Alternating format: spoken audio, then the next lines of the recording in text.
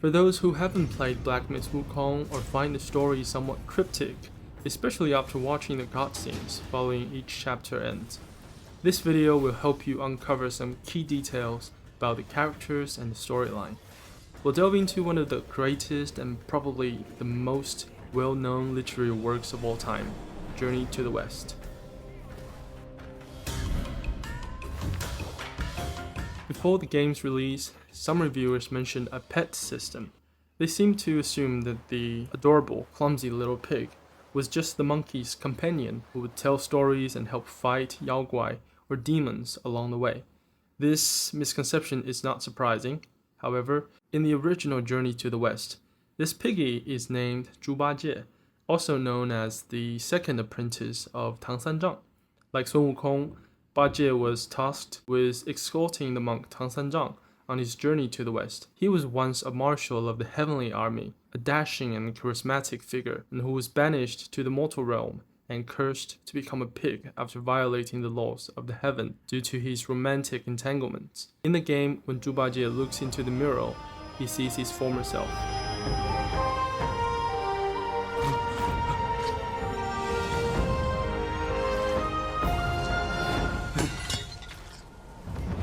In the game's prologue, you encounter Shen, a formidable deity with a notable background. As you've probably noticed from your battle with him, he is incredibly powerful. The dog by his side is also one of the most iconic creatures in Chinese mythology and appears alongside Shen in numerous myths, such as the Investiture of the Gods and the Lotus Lantern. In ancient China, a lunar eclipse was believed to be caused by the celestial dog devouring the moon, and this celestial dog is the same divine beast that follows Shen. So when Western media mentioned that the final boss in Black Myth Wukong couldn't be disclosed, but that it had a dog by its side, Chinese players found it amusing. I think we all know who you're talking about. Sun Wukong's incredible powers and transformations were not something he was born with. He too had to apprentice and learn along the way. His master taught him the 72 earthly transformations and gifted him the somersault cloud. Zhu Bajie is capable of performing transformations too, but only in 36 styles and shapes. Wukong even ventured to the East Sea and caused chaos to acquire the Ruyi Jinggu Bang, a powerful golden cudgel that could change size at his will.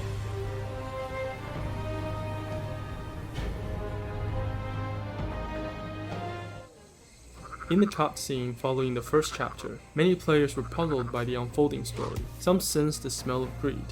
But why is that? At the beginning of the scene, a toad appears. In Chinese folklore, toads are symbols of wealth because they can lay up to 20,000 eggs at a time. As a monk, one is supposed to be free of worldly desires. So why is this monk catching a toad and accepting offerings from a black bear?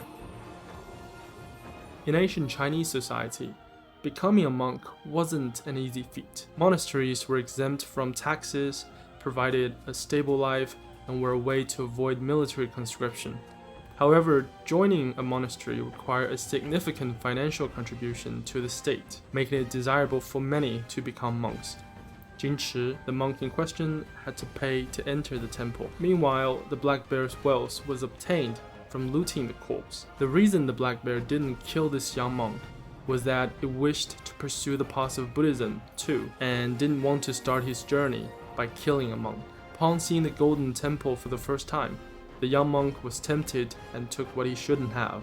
The jiasha that appears later is a key artifact known as kasaya, which is a transliteration of the Sanskrit word kasaya.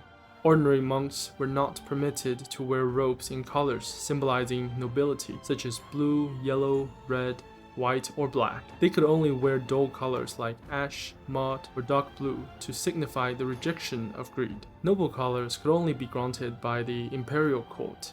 This rule changed the mindset of many monks, including Elder Jin Chi, who too became one of the seekers of kasaya.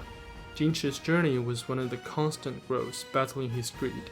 However, he ultimately failed to resist temptation. The entry fee given by the black bear became the key to unlocking the door to his greed. The appearance of the bear represented the rise of his greed. As he rose in status, the shadow of the bear became more distinct behind him.